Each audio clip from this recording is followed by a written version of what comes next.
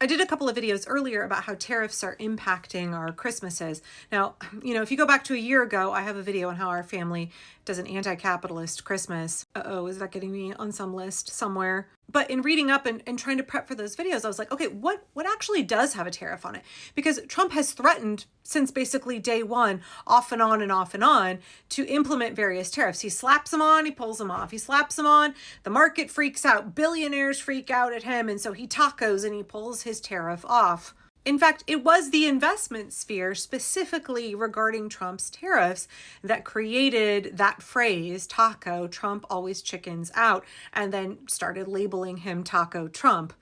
The sheer amount of inconsistency with tariffs, the absolute chaotic nature of it, again, I know I have to keep saying it.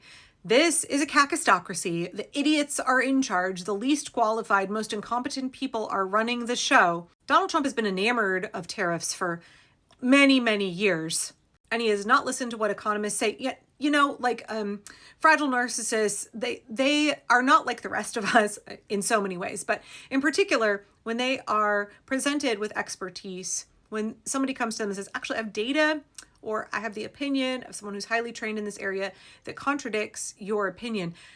A lot of us, we have our confirmation bias, but we might be like, okay, I'm going to listen to an expert. I'm going to respect an expert. No, a narcissist will just completely discount what the expert has to say, like completely out of hand. They're not going to be persuaded by any data, evidence, or expertise that contradicts their opinion because they need to be right. They need to be the most important, the most charismatic, the sexiest, the most popular. And so if somebody comes to them and is like, hey, buddy, you're actually wrong on this, they're going to double down and they're going to dismiss that expert. So it didn't matter how many economists came to Donald Trump and were like, your tariffs are a shit idea. He wasn't going to be changing his plan on that. So the way that he actually does decide to pull tariffs off is when enough powerful billionaire CEOs come to him and say, this is hurting our business. You got to keep us happy. It has nothing to do with whether or not it's good for the economy. There's no rhyme or reason to it. It's just pure chaos. And a lot of it is absolutely punitive, right? Like some country does something he doesn't like, refuses to bend the knee to him. Like, don't give me a Nobel Prize and I'm going to threaten to put tariffs on you. That's the kind of behavior that we've been seeing. Because, guys, destroying the economy is actually part of the plan. There was no interest in making America great again for anybody. It's just how much can they grift off the rest of us? How much corruption can they employ? How hard can they lean into a kleptocracy and just strip this nation of their wealth? Actually, I think I'm starting to prefer to use the synonym for kleptocracy, thievocracy. I think that's more readily understood by the American people. It was never about prosperity for us. The tariffs were not supposed to fix the economy or do anything except drive the economy into the ground. Now, I am somebody who, without any evidence, believes very much, maybe there's a little evidence, believes very much that what is happening now is not only Donald Trump grifting, it's not just about the corruption.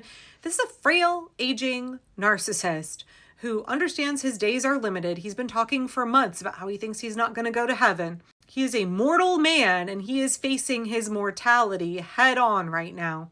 So there's only so much that accumulating more billions of dollars is going to do for him. There is a level if he's just like pathologically obligated to try and steal a bunch of money, to try and accumulate money. Right, we could argue about how many of the things he's doing now are driven by his narcissism and some level of compulsion. I'm not a psychiatrist, but I've listened to other psychologists and psychiatrists expound on that issue pretty extensively. But I think there's also this element, again, don't really have evidence of retribution. Yeah, against individuals like Letitia James and James Comey, we've seen that, but I think against this nation as a whole. He's pissed about the fact that he wasn't allowed to go through with his coup in 2020. He's pissed about the fact that he got convicted of 34 felonies. He's pissed about the fact that he has been impeached twice. And he wants to make us suffer. I think part of the driving the economy into the ground, I think part of fucking up everything, destroying Medicaid, SNAP, etc. I think a lot of that is because he wants to inflict pain. He is out for blood. He's out for retribution. So I know that a lot of people talk about his tariffs as if it's just like some idea he got in his head and he can't let go of it. And they make no sense because he doesn't understand how the economy works. And it's just very haphazard. I do think some of the off and on and the threats of a tariff and the constantly changing creates a level of chaos in our economy, especially in the stock market, but pretty much anywhere. It creates a level of chaos that he uses to inflict harm. And we could also talk about the on and off with tariffs does this to the stock market and who takes advantage of that, right? Who's able then to buy when the prices tank, and then, oh, look, the tariff is taken off, prices go back up. Oh, then they sell. Oh, new tariff goes on, prices go down. Oh, now is a good time to buy, right? Like how much of that is market manipulation that once again, the oligarchy benefits from, and it does not help us at all. So in trying to read up in order to make those videos about how tariffs are impacting the holidays, I was like, where are the tariffs right now? Like what's the deal, yo? Where are tariffs in place? Where have they been slapped on and then rescinded and or like moved up and down, right? The levels fluctuate. Like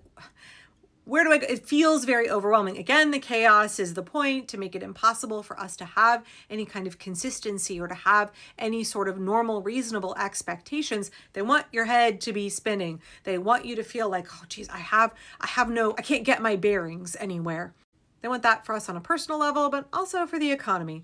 So I ordered something, oh gosh, it's been like 6 weeks ago. It took a while to get here from Spain, and it was for one of my kids for Christmas. It's from an artist. It's not very expensive, but they just had something beautiful that I wanted to get for one of my kids. And I was like, are there tariffs on this? I don't even know. So it arrived finally right when I was getting ready to make these videos about how here in the States, we are impacted by tariffs and how it's harming our ability to like have a very modest, reasonable, normal Christmas.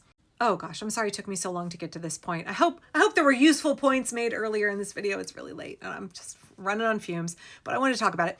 So I actually found a resource. It's called the Trade Compliance Resource Hub and the Trump 2.0 Tariff Tracker. It's a really handy chart. It was updated earlier today. They not only keep track of litigation around tariffs and information about trade deals, but also there's like a little handy dandy chart where you can scroll through. I don't know if you can see in green, it talks about if a tariff has actually been implemented. And if it's in red, it's a tariff that Trump threatened, but he didn't actually follow through with. And then there's more color coding. Oh, a tariff that was supposed to go into effect, but then has been delayed.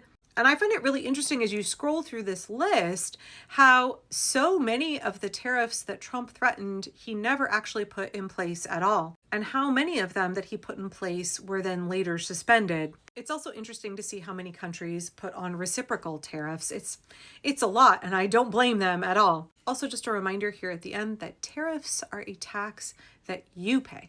They're not a tax on those countries. Those countries do not pay a dime.